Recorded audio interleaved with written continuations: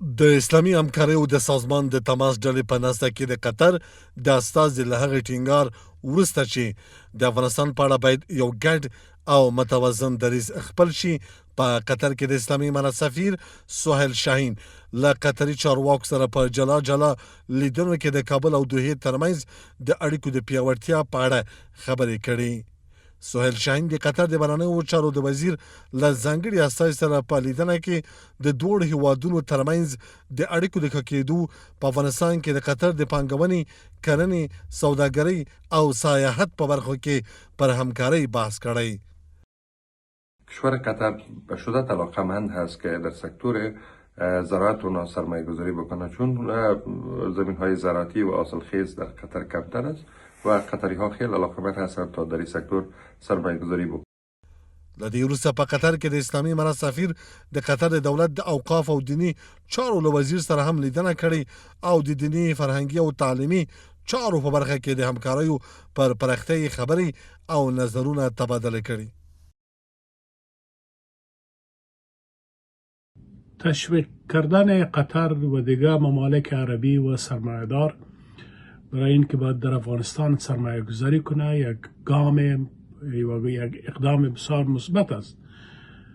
و افغانستان واقعا هم به سرمایه گذاری خارجی ضرورت داره، اما سرمایه خارجی وقتی به یک کشور میره که در اونجا قانون باشه و کشور زیر تعذیرات بین‌المللی نباشه، به رسمیت شناخته شده باشه، یعنی شرایطی هست که افغانستان اول باید او را آماده بسازه.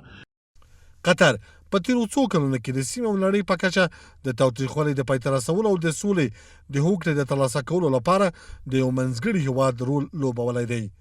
د هغه په وینا د قطر د منځګړیتوب رول له امریکا او اسلامي امارت ترمنځ د دوحې د سولې له هوکړې نیولې تر کابل او اسلام آباد ترمنځ د اوربند تر هوکړې پورې رسیږي.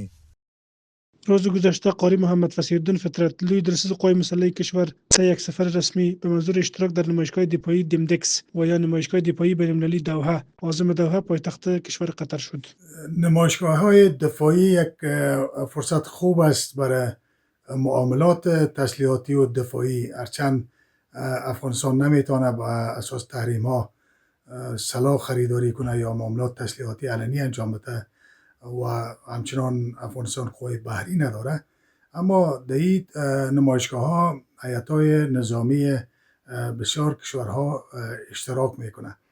کابل او دوحې ترمنځ د اړیکو تودوالی په داسې حال کې دی چې پرون د سعودي عربستان په کوربهتوب د اسلامي همکاریو د سازمان د تماس ډلې په ناسته کې د قطر استازي پر اسلامي امارت د نړیوالې ټولنې د همکارۍ ټینګار وکړ.